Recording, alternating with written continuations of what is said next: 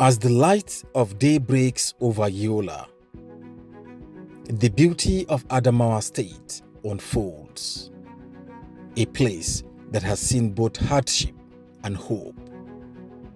The youth here, like the soil beneath their feet, carry the promise of growth, transformation, and a future reborn.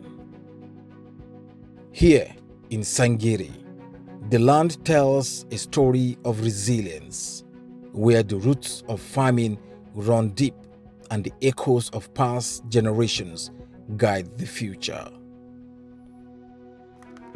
But for many, the path ahead remains uncertain. The youth here, like so many across Nigeria, face an unemployment crisis that threatens to stifle their potential. Fatima Jibril, a young woman with a heart full of hope, wakes to a world that has long felt limited by circumstances. Like many in rural communities, she's lived her life defined by survival. Yet, deep down, she knows her story is not meant to end here.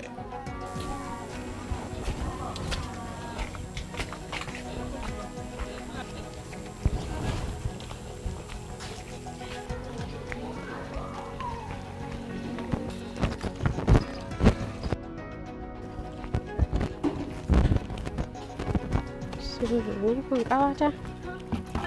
Na'am ya gajiya. Lafiya lau ya kike? Lafiya kalau. Kina nan dama? Ina nan. Lafiya ba na ganin ki a makaranta? Ba biya kuɗin makarantar ba ne. Kuma gashi za fara jarrabawa. To ya za a yi? Babu kuɗin ne ban tsamman ba ma za a biya. Haka ne fa, gaba ɗaya garin haka yake. Wallahi ko ina babu kuɗi. Sai a hankali.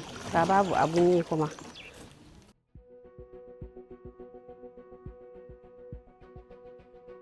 It was on a quiet morning, as Fatima sat beside her mother, that the airwaves delivered a spark of hope. A call for youth to apply for a transformative opportunity. An invitation to step into a world of livestock development and self-empowerment.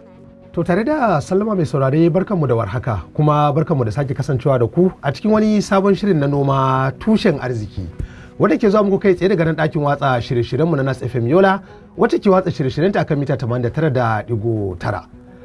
A cikin shirin noma tushen arziki, babban maudu'in da zamu tattauna akai a yau shine muhimmancin koyar da matasa kiwo a zamanance. Bari in fara da Hassan Muhammad Dala. Hassan Muhammad Dala, kamar menene muhimmancin koyar da matasa kiwo a zamanance? To, muhimmancin yana da matukar yawa kuma yana da matukar amfani, Muhammad Bana. Akwai ɓangarori mabambanta waɗanda ilimi ya zo da shi, wadda noma da kiwon zamani ta hanyar amfani da waɗannan salo ya sa ya zama babban kasuwa, ya zama wata hanya ta dogaro da kai a wasu ƙasashe a matakin duniya, ya kuma zama daban da abin da aka sani. Naka idan aka ce za a yi magana akan ɓangarorin da noma da kiwon zamani ya kawo da da babu su, za ka ga shi kanshi nomar ya samar da sana'antar da shi. Idan ka kula ana sana'ar ƙwayaye da tsuntsaye suke haifa, ana wato sana'ar nono, ana sana'ar wato shi kanshi fata da ƙauhuna da sauran ababe mabambanta wadda yana cikin noma da kiwo. A da waɗannan ababe ne duk da ba a san su ba, amma yanzu ilimi da zamani da kuma wayewa ya sa an gano su. Aisha Abubakar, barin dawo bangaren ki, kamar ta wani bangare ke ganin wannan yunkuri na zamanantar da kiwo musamman na dabbobi zai sauya akalar harkar kiwo ba yadda aka san shi a baya ba? To gaskiya ga matasa musamman mata za su iya yi ko a cikin gida ne, don wannan babban dama ne a gare su. Mace za ta iya ta fara da karamin jari, za ta iya ta fara misali da kaji ko da guda biyu ne, to a hankali tana samu ta yi har ta ga abun ma ya haɓaka, saboda akwai tallafi da gwamnati take bayarwa da kuma ƙungiyoyi kamar Dabareji farm kenan. Tabbas. Masha Allah. Kafin shirin ya ci gaba, bari mu ɗauki wannan muhimmin sa. Akwai shiri makamantan wanda gonar Dabareji farm ta shirin horar da matasa musamman kan abin da ya shafi harkan kiwo din a zamanance, da irin ciyawa da ya kamata a ce an bawa dabbobi da sauran abubuwa wanda zai ƙara haɓaka harkan kiwo din musamman a zamanance, wanda gonar Dabareji ta shirya bada horo ma'ana training wanda za a fara a ranar Talata a wannan jiha na jihar Adamawa. Kuma rahotanni sun ce tuni aka fara raba fom ga dukkanin matasa da suke da bukatan kasancewa a wannan wurin daukan horo wanda za a yi a wannan Talata. So domin wannan Mama kin tattauna wanda ake a kafar Nasu FM? Yannan kiwo da noma kuma abin da aka haife mu a ciki? To ai mama wannan na zamani ne a yanda naji suke faɗa, yanda za a koya wa matasa yanda za su kula da kaman dabbobi, inganta lafiyarsu da kuma ya sha bamban ma dai gaba ɗaya ba haɗi da wanda ake a baya. Shanayen yanda za su haɓaka suke aihuwa kuma akai-akai. Da kuma magani da kuma allurai da za a ke musu yadda za a kula da su. Kin ga ai wannan dama ne mai kyau. Yana da kyau, amma da ke rike lokacin da kuma inda za a je a samu fom din? Na rike, gobe ne za su ba da fom din. Na rike lokacin na kuma gane inda suke bayarwa. In Allah ya kai mu gobe ina so in je. Wannan kan ci gaba ne sosai gaskiya. Allah ya kai mu. Amin. Allah ya taimaka.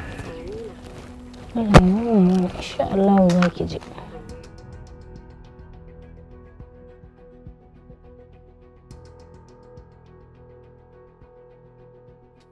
In the city of YOLA, the youth faced a different set of struggles.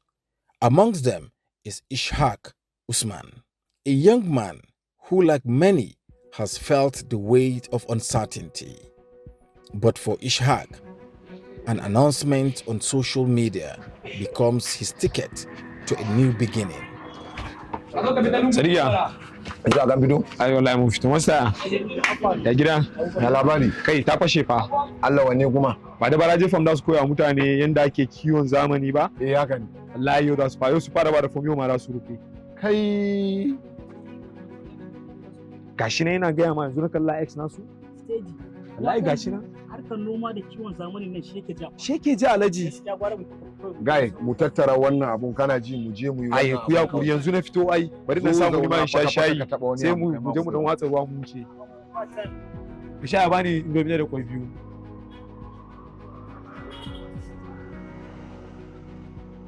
From the streets of YOLA to the heart of Dabareji fans, Fatima and Ishaq take their first step towards a new life. Armed with hope and determination, they stand alongside other young Nigerians ready to learn, grow, and redefine their futures.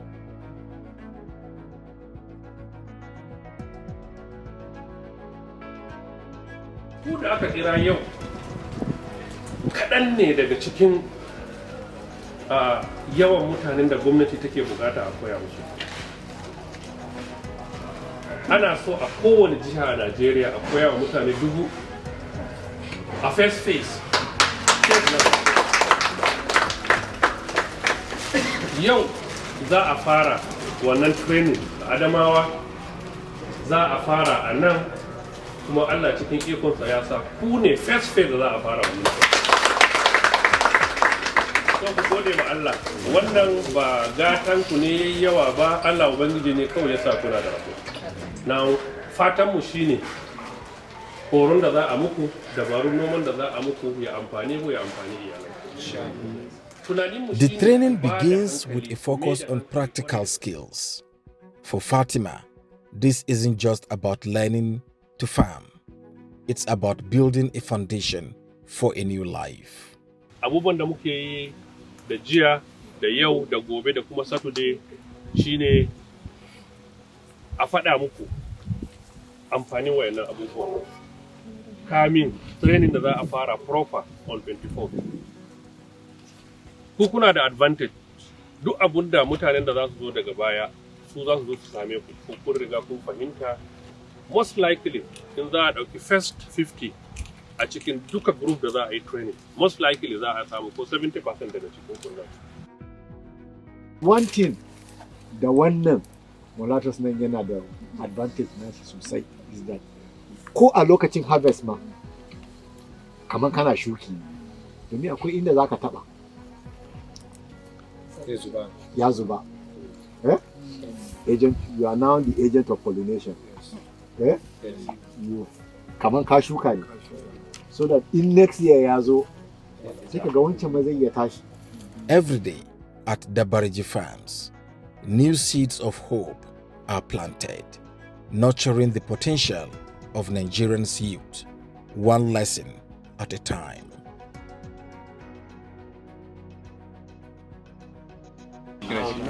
Standing heat na shine general ake kira estrus cycle gaba daya, amma akwai wani lokacin da ake kiran shi estrus din nan shine heat din nan a lokacin da ake kira standing heat. Dabba zaki gani za ta tsaya tip ko an taba ta ne haka ba abin da take so banda kawai a sa mata wannan. Ba mutum ɗaya wanda zai iya cewa shi zai yi komai da komai. Wani a rayuwar shi harkar dabban nan tara simen nan kawai shine sana'a shine aikinsa. In an gaya muku bull ɗaya value da za ta iya bayarwa in terms of semen sai ka yi mamaki. Shekaran jiya da na gwada muku value na 1 hectare na super napier wasu kansu ya fara buduwa.